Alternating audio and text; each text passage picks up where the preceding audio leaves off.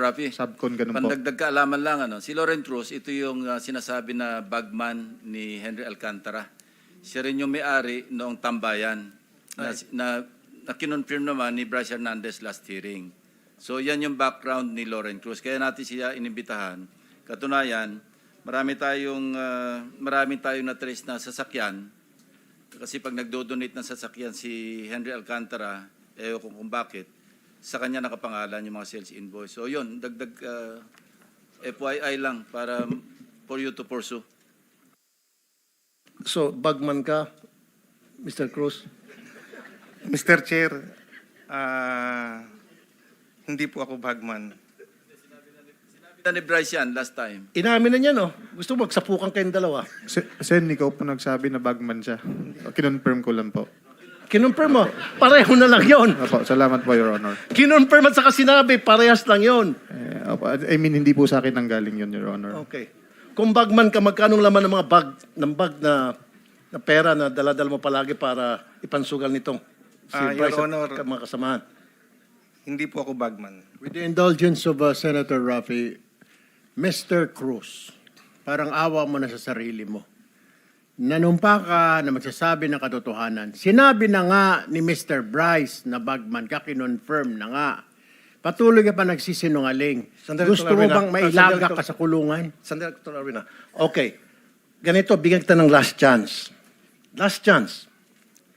Kung hindi, ipakukulong kita. Ipapakontempt kita ngayon. Last chance. Bagman ka o hindi? Your Honor, hindi po ako bagman. Negosyante po ako, Your Honor. Kinonfirm ni Bryce na ikaw ay bagman at magkakilala kayo.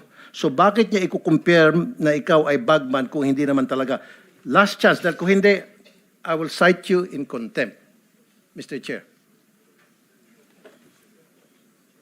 Shokos pala. Si-shokos kita. Explain. Why I should not file you in contempt? Your Honor, kaya lang po ako natawag na bagman na hindi naman po talaga ako bagman ni Mr. Chair. Yung pong Alcantara. na kaya lang po ako natawag na bagman ni Senator Ping dahil po doon sa mga sasakyang ipinangalan sa akin.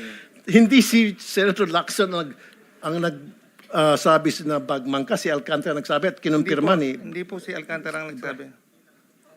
Yung tambayan, bahay mo yun, property mo yun, Yes, Mr. Chair. Okay, thank you. Okay. Tambayan, yung dalahan ng pera, hindi ba? Mr. Chair, Tambakan ng pera. sa pagkakatanda ko po, sa pagkakaalam ko po, Mr. Chair, ang isang beses ko lang po sila nakitang nagdala sa sinasabi pong bahay ko po. Kaya nga, kung bagsakan ng pera yung isang establishmento na pag-aari mo, then it's tantamount to you being a bagman. Kasi sinasalo mo yung mga pera galing sa kanila. Doon binabagsak. Bagsakan ka ng pera yung establishmento na pag-aari mo. Yung tambayan, kung tawagin. Your Honor, yung... So inaamin mo na ikaw may-ari ng tambayan. Yes, Your Honor, ako po may-ari. Okay. So hindi mo alam, magbabagsak dyan, milyones na pera sa bahay mo? Hindi ka aware? Ano ka, tanga? Your Honor, yung po kasing sinasabi nilang tambayan, hindi naman po kasi talaga tambayan yon. Yun po ay binili ko para i-flip lang at i-buy and sell kasi nagba-buy and sell din po ako. Kaya nga, pero ikaw may-ari noon. Opo. At yung lugar na yon, yun ay bagsakan ng mga salapi. Your Honor, gaya nga po ng nasabi ko, sa pagkakatanda ko po, isang beses ko lang po nakitang merong pera doon. Magkano yung isang beses lang, kuno, sabi mo, na binagsakan ng pera yung tambayan? Your Honor, hindi ko po alam kung anong total no kasi hindi naman po ako kasali sa opisina nila. So hindi mo man lang ini-inquire na baka illegal na yun, baka pera galing sa droga yun, o baka pera na galing sa pang-hold up yun sa bangko? Your Siyempre mag-inquire ka. Magkano yung pera? Sabi mo hindi mo alam. At least man na mag-inquire ka pag mayroong perang alam mo na pumasok doon sa establishment pag-aari mo, you should have at least inquired. And I know, meron kang advance notice. Hindi naman pwedeng basta-basta magdadala ng pera yung isang grupo diyan sa tambayan nang hindi mo aware, na hindi ka aware, na hindi tinimbri sa'yo. Your Honor, kasi po, yung sinasabi nilang tambayan, open naman po silang magpunta doon. Kahit anytime po sila magpunta doon, nakakapunta po sila kaya hindi ko po na monitor kung nagpupunta sila, kung kailan sila nagpupunta kasi open po yun. I know, lahat naman ng restaurant open to the No, public. yung tambayan pong sinasabi. Oh, lahat na naman ng bago. establishmento pwede mo sabihin open kasi labas-pasok sila. Pero at least man lang, alam mo kung sino-sino yung mga taong pupunta doon. Diba? Imposible hindi mo alam kung sino yung mga tumatambay doon. Yes, Your Honor. Oh, at alam mo na mayroong mga nangyayaring aktibidad na kung saan milyones na pera ang binabagsak doon. Alam mo yun, imposible hindi.